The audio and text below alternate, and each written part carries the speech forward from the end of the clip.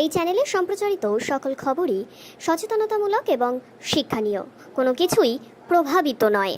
4 সেন্টিমিটারের কাদা মাটির সরস্বতী বানিয়ে একেবারে তাক লাগিয়ে দিলেন শান্তিপুরের যুবক। কল্যাণী বিশ্ববিদ্যালয়ের দর্শন বিভাগে মাস্টার ডিগ্রিতে পড়াশোনা করা প্রথম বর্ষের ছাত্র আকাশ দত্ত এর আগেও মটর মুসুরির ডাল সাদা শস্যের উপর ভারতের মানচিত্র এঁকেছিলেন। চট কেটে বানিয়েছিলেন স্বামী বিবেকানন্দ, 1.5 ইঞ্চির মাটির দুর্গা, ঔষধের ট্যাবলেটের উপর গায়ক অরিজিৎ সিং এর মুখ। এই সব শিল্পকর্ম বুক অফ রেকর্ড করতে যোগাযোগ করেছিলেন বিভিন্ন সংস্থার সাথে, কিন্তু সেখানে প্রত্যেক ক্ষেত্রে শিল্পের কদর অনুযায়ী নয়, অর্থ দিয়ে কিনতে হয় সম্মান। তাই অভিমানী হয়ে সে আশা ছেড়ে নিজেকেই সন্তুষ্ট রেখেছেন নিজের কাজের মাধ্যমে। আর এবারও তারই এক নিদর্শন কিন্তু এই সরস্বতী প্রতিমা। একদম ছোট্ট একটা সরস্বতী বানিয়েছো তুমি, কতটুকু মাপ আর কদিন সময় লাগলো? আমার বেশি সময় লাগেনি আসলে, এটা 3 থেকে 4 দিনের মধ্যে আমি বানিয়েছি। কাজের সূত্রে সময় পাইনি আর কি। এটা 4 সেন্টিমিটার মাপ আছে। আচ্ছা, পেশায় তুমি কি করো? আর পেশা বলতে আমি এখনও ছাত্র। আমার হচ্ছে কল্যাণী ইউনিভার্সিটিতে আমি দর্শন বিভাগের ছাত্র, MA পড়ছি, ফার্স্ট ইয়ার। আর এমনি উপার্জনের কাজকর্ম কিছু করো? উপার্জনের কাজকর্ম বলতে বাবাকে সাপোর্ট করি এবং আলাদা করে কিছুই করি না, বাবার সাথে। বাবার কিসের? বাবার তাঁত কাপড়ের বাবা খুচরো ব্যবসায়ী। আচ্ছা, সেই ব্যাপারে। আর পরিবারে কে কে সদস্য আছো? পরিবারে আমার মা, আমার বাবা, আমার ঠাম্মি এবং আমি।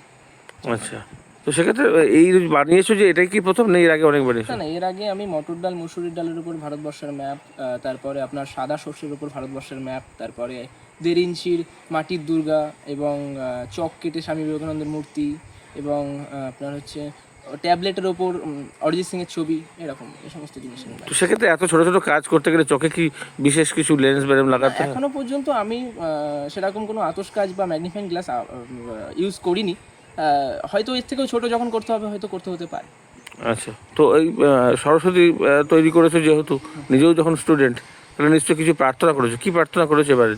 হ্যাঁ, দেখুন, বিষয়টা হচ্ছে আমি এর আগে অনেক কিছু করেছি, কিন্তু আমার ইচ্ছা ছিল যে এটা ইন্ডিয়া বুক অফ রেকর্ড বা অন্য বা কোনো রেকর্ড বুকে নাম নথিভুক্ত করার। কিন্তু যখন আমি যোগাযোগ করি তাদের সঙ্গে বা এরকম অনেক যারা আছে তাদের সাথে যোগাযোগ করি, তো তারা আমার যে স্বীকৃতি মেডেল বা সার্টিফিকেট দেওয়ার জন্য একটা কিছু পে করতে হতো ওনাদের, মানে ওনারা বলছেন যে ওনাদেরকে কিছু পে করতে হবে।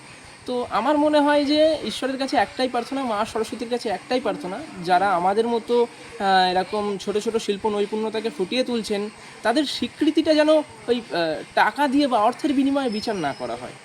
তাদের যে সমস্ত শিল্পকর্মকে যেন সঠিকভাবে বিনা অর্থে তারা যেন এগিয়ে যেতে পারে এবং তারা যেন আরও সুন্দর সুন্দর শিল্পকর্মকে প্রতিষ্ঠিত করতে পারে। তো খানিকটা অভিমানও রয়েছে যে হ্যাঁ, সেই জন্য কখনো ওইদিকে আর বাড়ানো নেই নাকি? না, বিষয়টা হচ্ছে যেখানে অর্থ দিয়েই আমার স্বীকৃতি পেতে হবে, আমার শিল্প নৈপুণ্যতা অর্থের সাথে বিচার হবে, সেখানে আমার একটু। ঠিক আছে, সেটা তো বুঝলাম। এই যে ছোটো ছোটো কাজ যেগুলো করেছো, সেগুলো সাধারণ মানুষ কীরকম আগ্রহী, বা সেগুলো কি কোনো অর্থ উপার্জনের জন্য? কারণ শিল্পীদের ক্ষেত্রে তো অর্থ দরকার হয়। একদমই তাই, কিন্তু আমি যেটুকুনি করি নিজের শখে করি এবং ভালোবাসাই করি, সবাই উৎসাহ দেয়, তাই জন্য বছরের পর বছর এভাবে করে আসছি আর কি। কী করেছো বললে এখন? মটর ডাল মুসুরির ডালের উপর ভারতবর্ষের ম্যাপ, সাদা সর্ষের উপর ভারতবর্ষের ম্যাপ থেকে শুরু করে স্বামী বিবেকানন্দ চক খোদাই করে ব্ল্যাকবোর্ডে যে চক হয়, তারপরে আপনার 1 ইঞ্চির মাটির দুর্গা মূর্তি, আর অরিজিৎ সিংয়ের ছবি একটা ট্যাবলেটের উপর, এবং সর্বশেষ এখন যেটা বানিয়েছি সেটা হচ্ছে 4 সেন্টিমিটারের ফেব্রিক ও ক্লে দিয়ে তৈরি মা সরস্বতী মূর্তি। আচ্ছা, তো এক্ষেত্রেও তো তোমার রং যেটা অ্যাপ্লাই হয়েছে সেটা ফেব্রিক রং, একদম সাধারণ, যারা তুলি? ছবি ওকে তুলি 000 তুলিকেও আরও সরু করতে হয়েছে, আমার নিজের তৈরি করতে হয়েছে, তো ওই তুলি দিয়েই করেছি। তো সেক্ষেত্রে এর পরবর্তীকালে কী ইচ্ছা রয়েছে?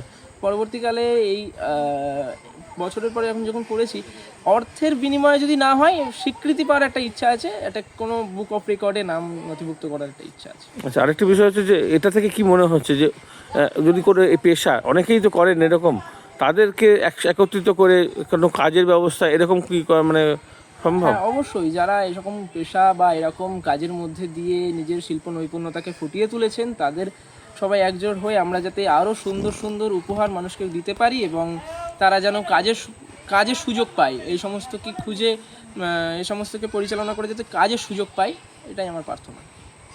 তোর নাম পরিচয়? নাম আকাশ দত্ত, শান্তিপুর মদন গোপাল ঠাকুর বেরলেনে বাড়ি, এবং আমি স্টুডেন্ট।